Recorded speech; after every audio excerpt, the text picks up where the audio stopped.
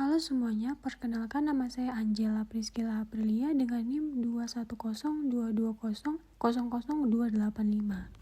Hari ini saya ingin mempresentasikan tugas manajemen pemasaran internasional. Bab pertama, strategi pemasaran global. Merancang dan mengelola strategi pemasaran global terbagi menjadi dua.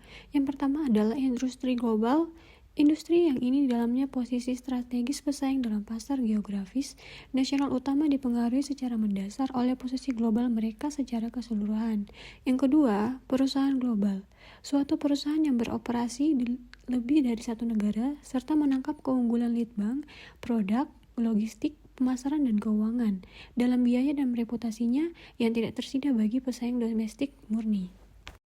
Keputusan utama dalam pemasaran global terbagi menjadi tiga. Yang pertama adalah alasan perusahaan ke pasar internasional. Yang kedua, risiko yang mungkin dihadapi.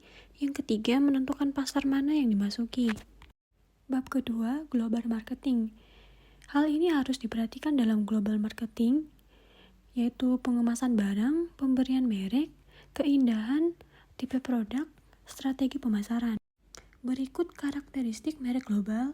Yang pertama adalah sinyal kualitas yang memungkinkan perusahaan memberikan harga premium di pasar yang sangat kompetitif.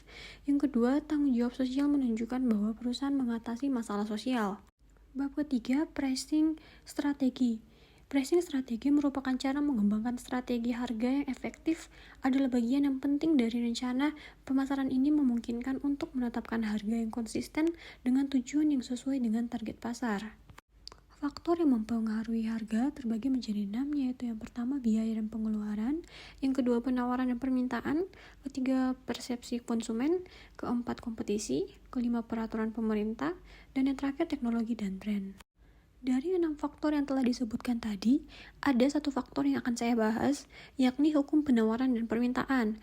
Faktor tersebut mempengaruhi harga ketika sebuah permintaan akan suatu produk yang tinggi dan pasokan rendah, maka dapat meminta harga yang cukup tinggi, dan juga sebaliknya. Bab keempat, produk international market. Dalam pasar internasional, kesuksesan produk bergantung pada pemenuhan suatu permintaan pasar. Produk dan layanan harus sesuai dan dapat diterima untuk tujuannya. Terdapat beberapa hal yang harus diperhatikan dalam suatu produk, di antaranya atribut fisik, bahan, kemasan, dan warna.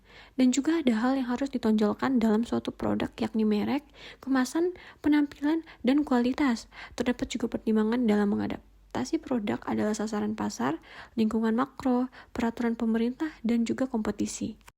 Bab terakhir, global promotion, merupakan sebuah komunikasi pemasaran yang meliputi periklanan, promosi penjualan, pribadi penjualan, dan hubungan masyarakat.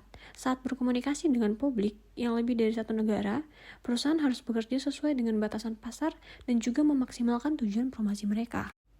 Fungsi promosi dibagi menjadi 5. Yang pertama memberikan informasi, persuading atau membujuk atau mempengaruhi, yang ketiga reminding, keempat menambah nilai, yang kelima mendampingi upaya lain dari perusahaan.